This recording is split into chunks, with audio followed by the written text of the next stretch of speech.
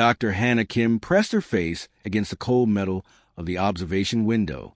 Her breath made small clouds on the glass as she stared at the dying star in front of their ship. The red giant was supposed to be burning bright for millions more years, but instead it flickered like a candle about to go out. "This is the 15th one we found this month," said Dr. June Park as he walked up behind her. He held a data pad in his shaking hands. "They're all the same. Someone is killing the stars." Hannah took the pad and looked at the numbers. Every star showed the same strange readings.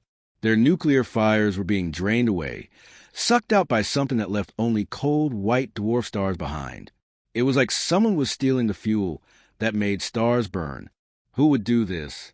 June asked quietly. "And why?" Before Hannah could answer, Captain Day Song's voice came through the speakers all around them. "Dr. Kim, please come to the bridge right now. We found something you need to see." Hannah and June hurried through the metal corridors of their research ship. The New Soul was not a big ship, but it was home to 50 scientists who studied stars and planets. They had been traveling through space for 2 years, trying to understand why so many stars were dying. On the bridge, Captain Day pointed to a large screen that showed waves of energy moving through space. "We picked up these signals from very far away. They are very old, maybe millions of years old." "Can you translate them?" Hannah asked. "We already did," said Communications Officer Minahan. "You will not like what they say." The screen changed to show words in many different alien languages, all saying the same thing over and over. Hannah read them slowly, her face getting pale. "The Void Keepers come for us. Our star grows cold. We were not ready. We should have run when we had the chance. The young races must die, so the old races can live forever. There are hundreds of these messages," Mina said, "all from different planets, different species, but they all say the same thing." Hannah sat down hard in a chair.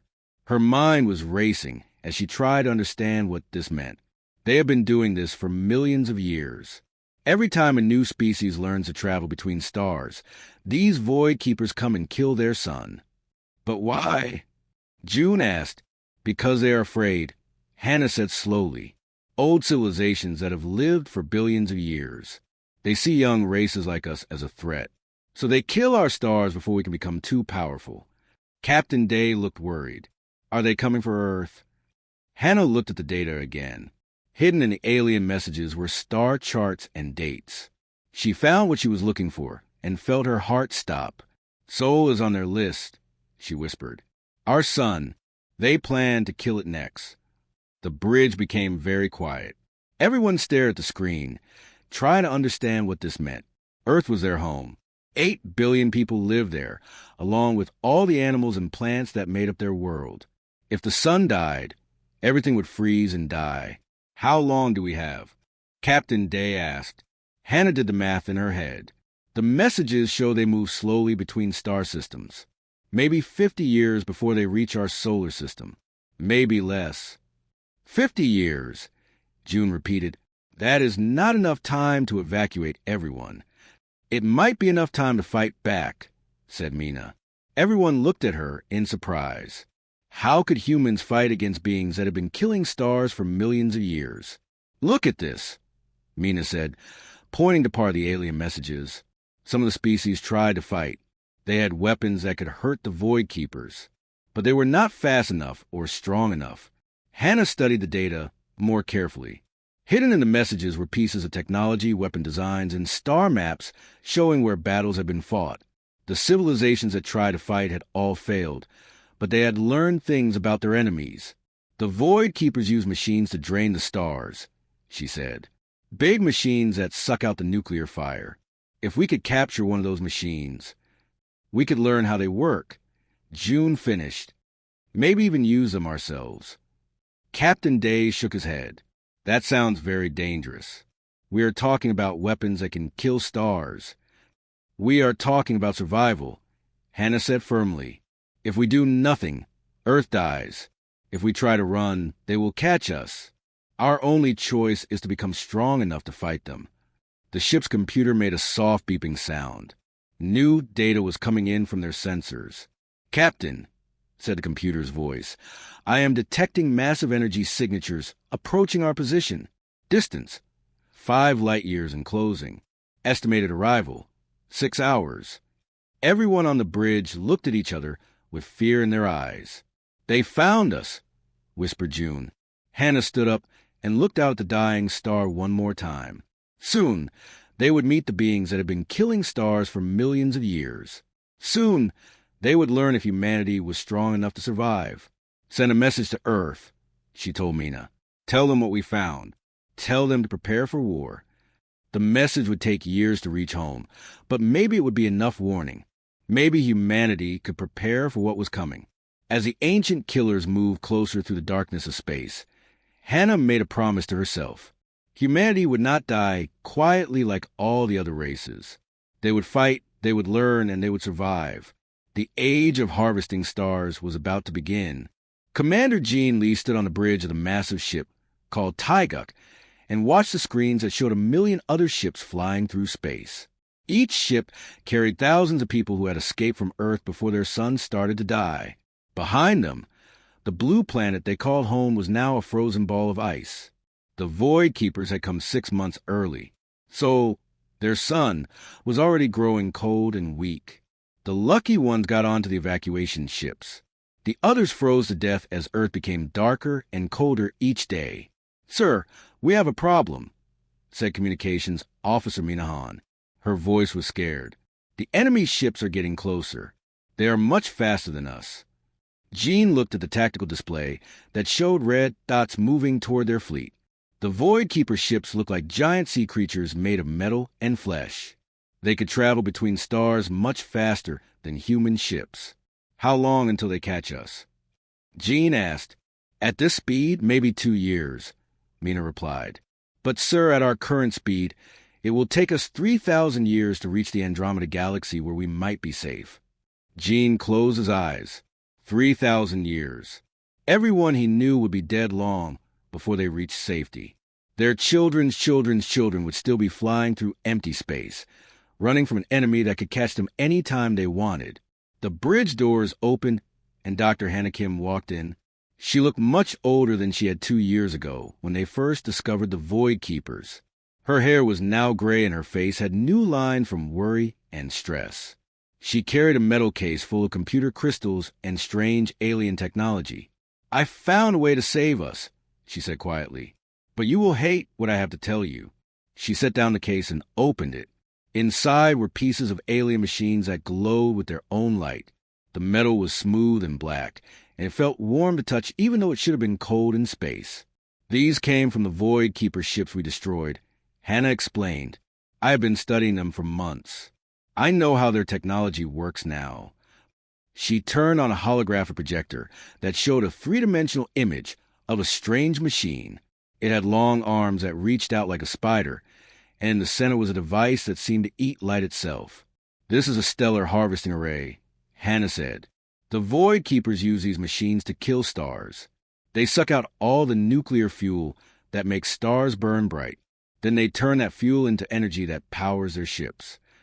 Dr. June Park, who had been working with Hannah for years, shook his head. "You cannot be thinking what I think you are thinking." "I am thinking about survival," Hannah replied.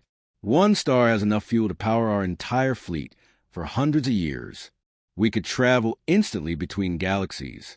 We could outrun them, outfight them, outlive them." Jean stared at the holographic machine. "You want us to kill stars." "I want us to live," Hannah said firmly. "Look at the numbers. There are red dwarf stars all around us that have no planets with life.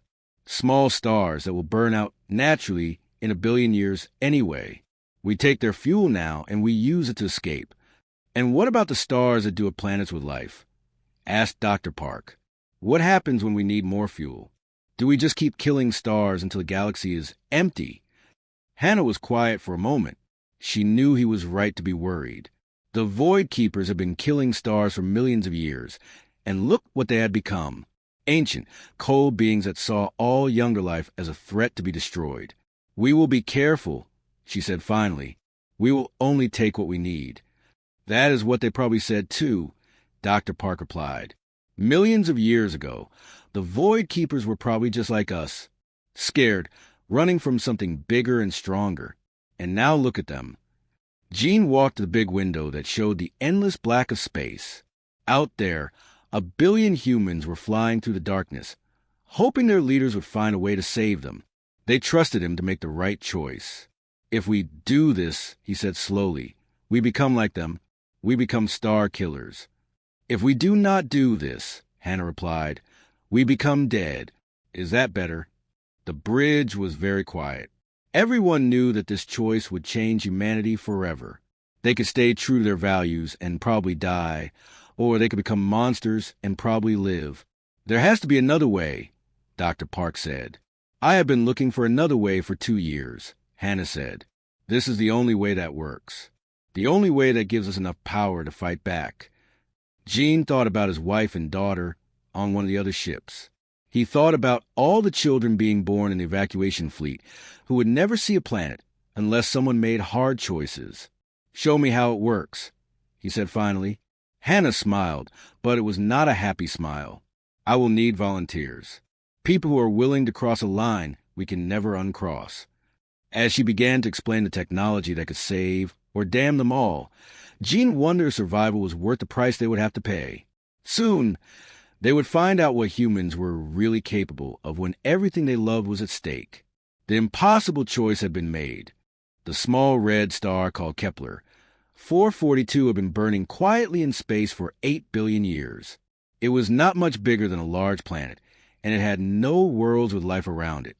Today, it would die so that humanity could live. Dr. Hannah Kim floated in the command center of the harvesting station, watching through thick glass as giant machines moved into position around the star. The machines looked like huge metal spiders with long arms that reached toward the burning ball of gas. Each arm was as big as a city and covered with strange alien technology that humans had learned to copy. All harvesting arrays are in position, reported Chief Engineer Kong Su. His hands shook as he touched the control panel. Even though they had practiced this many times, no human had ever actually killed a star before. We are ready to begin. Hannah looked around the command center at the faces of her team. Dr. June Park stood near the wall, his face pale and worried. He had fought against this plan from the beginning, but he was here because someone had to watch and remember what they were about to do.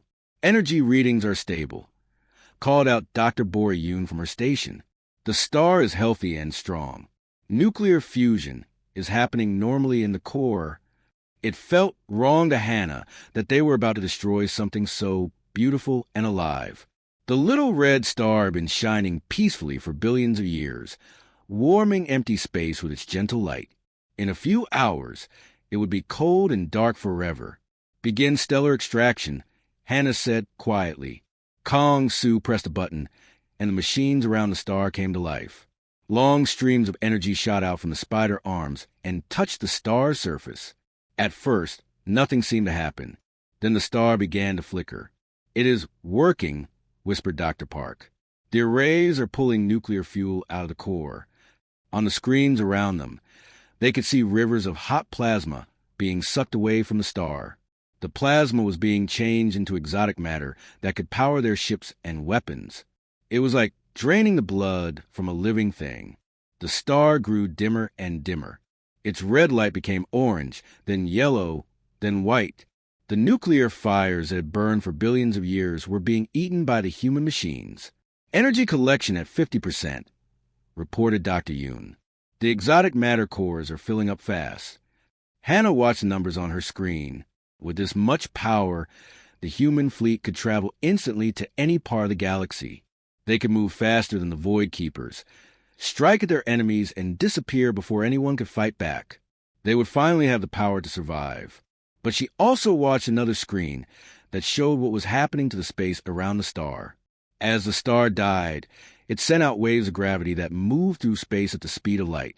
These waves would reach other star systems and shake planets out of their normal paths around their suns. Dr. Kim, said Dr. Park, looking at his own instruments. The gravitational disturbance is spreading faster than we thought. It will reach the Tau Ceti system in 37 hours. Hannah felt sick. Tau Ceti had planets that might have life on them. When the gravity waves hit that system, the planets would be thrown into space or crashed into their sun. Any living things there would die because of what humans were doing here. We cannot stop now, she said, trying to convince herself as much as the others. We need this energy to save our people. Energy collection at 90%, Dr. Yoon reported. The star is almost completely drained. Where Kepler 442 had once burned bright, there was now only a small white ball of super-dense matter. It was a white dwarf star, the corpse of what had once been a living sun. It would stay cold and dark forever, a monument to humanity's first murder of a star. Collection complete, Kong Su said. We have enough exotic matter to power the entire fleet for 200 years. But before anyone could celebrate, alarms started ringing throughout the station. Multiple spatial distortions detected. Called out communications Officer Minahan from her post. Something big is coming through hyperspace, heading right for us. Through the observation windows, space itself began to twist and bend. Reality seemed to tear open like fabric, and through the tears came ships unlike anything humans had ever seen. They were not built machines, but living creatures the size of moons, with skin that looked like metal and eyes that burned with ancient intelligence. The Void Keepers, Hannah whispered. The largest of the creature ships was 10 times bigger than the others. Its surface was covered with scars from millions of years of war, and its presence in space made reality itself feel wrong and twisted. This was the ship of the Curator, the ancient being that led the Void Keepers. They found us, Dr. Park said. They know what we did. The Curator's ship moved closer, and suddenly a voice filled their minds. It did not come through their radio equipment, but spoke directly into their thoughts. The voice was old beyond measure, filled with the weight of eons and the memory of countless dead civilizations. Impressive, the voice said. You learn quickly, young harvesters. But can you harvest faster than your teachers? Around the human station, more Void Keeper ships appeared. They had come to judge whether humanity was worthy to join their ancient brotherhood of star killers, or if they should be destroyed for daring to copy their technology. The first harvest was complete, but the real test was just beginning. War exploded across the galaxy like a disease, spreading through space. Commander Gene Lee stood in the war room of his flagship, staring at a massive holographic map that showed the entire Milky Way galaxy. Red dots marked where stars had died in the last month. There were thousands of them. Another system harvested, reported Captain Bora Yoon from her battle station near the front lines. Her voice came through the speakers with static and interference from all the energy weapons being fired across space. The Vega system is now dark. We drained it completely in 4 hours. Gene closed his eyes and tried not to think about what that meant. Vega had been one of the brightest stars in Earth's night sky when Earth still existed. Now it was just another white dwarf corpse floating in empty space, killed to power humanity's war machine. How many ships can we move with that energy? Gene asked. The entire Third Fleet, replied his tactical officer. We can jump them instantly to any star system in the galaxy. The Void Keepers will never see them coming. Gene nodded, but he felt no joy in their success. 6 months ago, humans could barely travel to the nearest star. Now they could appear anywhere in the galaxy in the blink of an eye, striking at enemy positions and vanishing before the ancient aliens could fight back. But the cost was terrible. Dr. Hannah Kim worked day and night in her laboratory, making the star-killing machines faster and more efficient. What had once taken hours now took minutes. They could suck the life out of the sun and turn it into weapon fuel before the Void Keepers even knew they were there. We are winning, she told Gene during one of their brief meetings between battles. The Void Keepers cannot match our speed. We can harvest 3 stars for every one they take. Gene studied the galactic map with growing horror. The red zones that marked dead star systems were spreading like spilled blood across the spiral arms. Both sides were killing suns as fast as they could, turning the galaxy into a cold graveyard. At this rate, he said quietly, there will be no galaxy left to fight over. Hannah looked at the map too, and for a moment her confident smile faded. We cannot stop now. If we slow down, they will catch us and kill every human in the galaxy. And if we keep going, we will kill every star in the galaxy, Gene replied. Their conversation was interrupted by an emergency alarm. The bridge crew rushed to their stations as new contacts appeared on their sensors. "Multiple enemy ships jumping in," reported the sensor officer. "It is the big one. The curator is here." Through the main viewing window, space twisted and bent as the massive creature ship of the Void Keeper leader emerged from hyperspace. It was even bigger than Jean remembered, its scarred surface pulsing with the light of consumed stars. Around it, dozens of smaller but still enormous bioships took defensive positions. The curator's mental voice filled the bridge, speaking directly into their minds with words that felt like ice water in their brains. "You have learned well, young harvesters," the ancient being said. "But can you surpass your teachers? Let us see who can kill stars faster." What followed was the most terrible competition in galactic history. The curator began harvesting stars at a speed that shocked even humans. Entire sectors went dark as the ancient alien accelerated its own stellar harvesting, desperately trying to match humanity's exponential growth.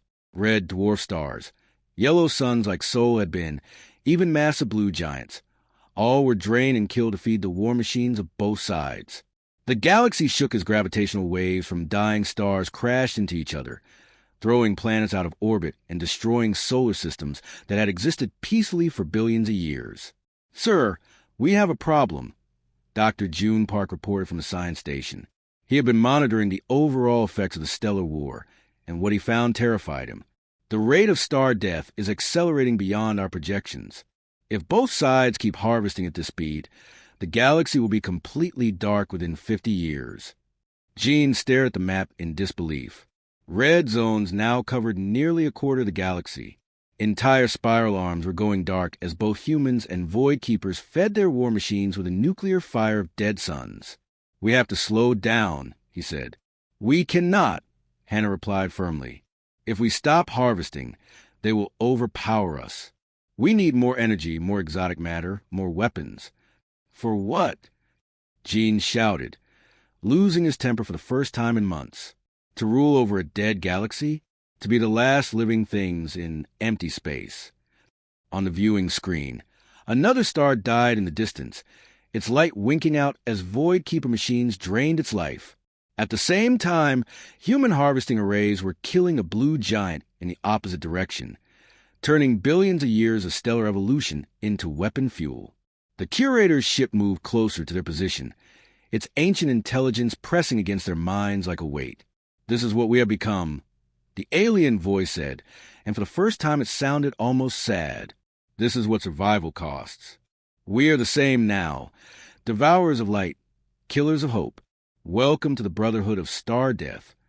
As another wave of dying stars sent gravitational shock waves across the galaxy, Jean realized that winning this war might be worse than losing it. They had gained the power to destroy anything, but they were using it to destroy everything. The stellar war continued, and the galaxy grew darker with each passing day. In the cold emptiness where the Milky Way galaxy used to shine with billions of stars, two exhausted fleets faced each other across a sea of darkness. Half the galaxy was now dead, filled only with the white dwarf corpses of murdered suns and planets thrown into the freezing void. Dr. Hannah Kim floated in a protective suit outside her ship, staring at the massive form of the curator. The ancient alien ship was as big as a moon, its living metal surface scarred by millions of years of war. She was no longer the frightened scientist who had first discovered the threat to humanity. 2 years of killing stars had changed her into something harder and colder. "We are the same now." The curator's mental voice pressed into her mind. Its thoughts felt like ice and ancient sadness. "Harvesters, devourers, we have taught you well, little star killers." "No," Hannah said firmly, her voice carrying through the communication system to both fleets. "We learned from you, but we chose to become something different." She activated the device she had been secretly building for months. It was not another star-killing machine, but something that had never existed before in the galaxy's long history. Around them, the empty space where a star called Ross 128 had once burned began to glow with new light. "Stellar engineering," she explained as nuclear fire ignited in the vacuum. "We do not have to kill stars to get their energy. We can make new ones." The artificial star blazed alive, Its controlled fusion reactions providing clean energy without the terrible harvesting process. It was smaller than a natural star but more efficient, designed to burn steadily for billions of years instead of dying young and violent. Commander Gene Lee's voice came through the communication system from the human fleet. "We are offering you a choice, Curator. Continue this war until nothing is left alive, or help us rebuild what we destroyed." The Curator was silent for a long time. Its ancient mind, which had seen the rise and fall of countless civilizations, tried to process this impossible offer. In 10 million years of harvesting, no species had ever chosen to create instead of consume. "You would teach the teachers?" the alien finally asked. "You would show us another way?" "We would heal the galaxy," Hannah replied. Together, Dr. June Park, who had opposed the star harvesting from the beginning, floated next to Hannah in his own protective suit.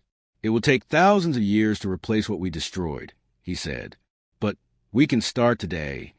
The first joint mission was small and careful. Human engineers worked alongside Void Keeper biotechnicians to design a new type of star that would burn safely and steadily. The aliens brought millions of years of experience with stellar manipulation, while humans contributed fresh ideas and the desperate creativity of a young species. The artificial star they created was beautiful in its simplicity. Instead of the chaotic nuclear fires of natural stars, this one burned in controlled patterns, its energy output carefully regulated to avoid the gravitational waves that had destroyed so many planets. "It works," whispered Captain Boryun as the new star settled into stable fusion. "We actually made a star." More ships from both fleets joined the project.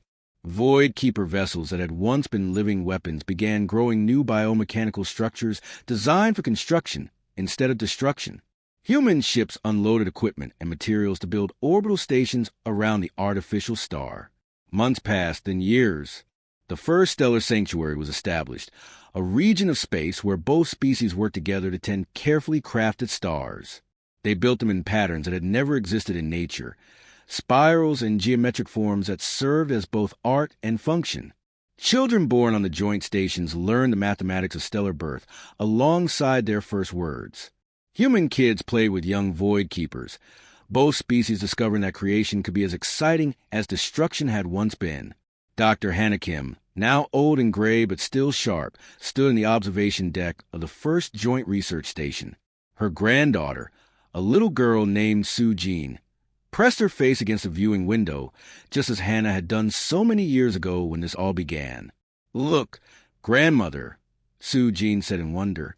"The stars are dancing."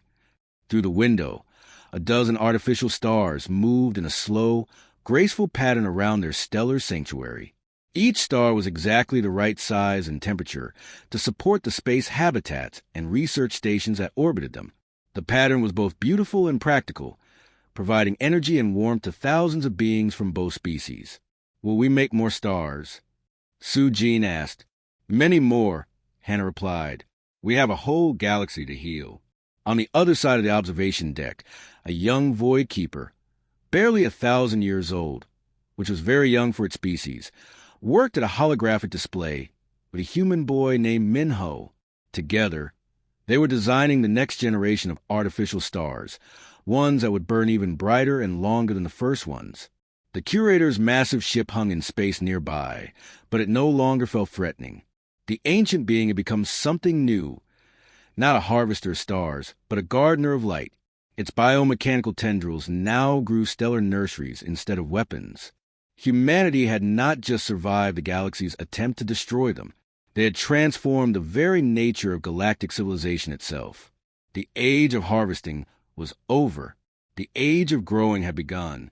Where there had once been only darkness and death, new stars bloomed like flowers in an infinite garden.